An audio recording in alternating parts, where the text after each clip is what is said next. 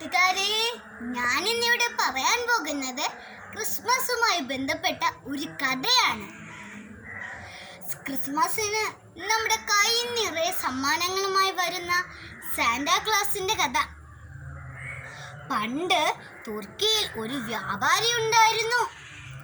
ഭാര്യ മരിച്ചുപോയ അയാൾക്ക് 3 പെൺമക്കളായിരുന്നു ഉണ്ടായിരുന്നത്.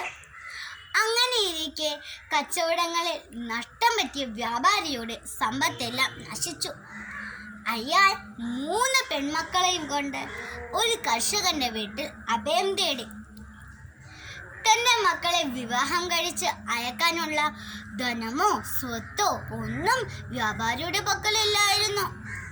ഈ കഷ്ടപ്പാടെല്ലാം ഒരാൾ അറിയുന്നുണ്ടായിരുന്നു. ആരായിരുന്നെന്നോ? തുർക്കിയുടെ ബിഷപ്പായിരുന്ന സെയിന്റ് നിക്കോളാസ്. ഒരു ദിവസം രാത്രി സെയിന്റ് നിക്കോളാസ് ആരും അറിയാതെ അവരുടെ വീട്ടിലെത്തി ജനലിലൂടെ നോക്കിയപ്പോൾ പെൺകുട്ടികൾ തൻ്റെ വസ്ത്രങ്ങൾ ഉണക്കാനിട്ടിരിക്കുന്നത് അദ്ദേഹം കണ്ടു. സെയിന്റ് നിക്കോളാസ് തൻ്റെ കയ്യിലുള്ള 3 സ്വർണ്ണക്കിഴികൾ പെൺകുട്ടികളുടെ വസ്ത്രത്തിനകത്തിട്ടു.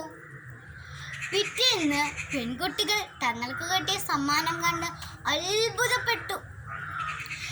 വ്യാപാരി ആ സ്വർണ്ണ നാണയങ്ങൾ വിറ്റ് പെൺകുട്ടികളുടെ വിവാഹം ആഘോഷമായി നടത്തി. എന്നാൽ സെയിന്റ് നിക്കോളാസ് ആണ് പാവപ്പെട്ട പെൺകുട്ടികൾക്ക് സമ്മാനം നൽകിയതെന്ന കാര്യം എല്ലാവരും അറിയുകയും ചെയ്തു. അങ്ങനെ സെയിന്റ് നിക്കോളാസ് ക്രിസ്മസിന് സമ്മാനം തരുന്ന സാന്റാക്ലോസായി ലോകമെങ്ങും അറിയപ്പെടുകയും ചെയ്തു. കൂട്ടുകാരെ, നിങ്ങൾക്ക് ഗിഫ്റ്റ് തരുന്ന കഥ ഇഷ്ടപ്പെട്ടോ? എല്ലാ കൂട്ടുകാർക്കും ക്രിസ്മസ് ദിന ആശംസകൾ.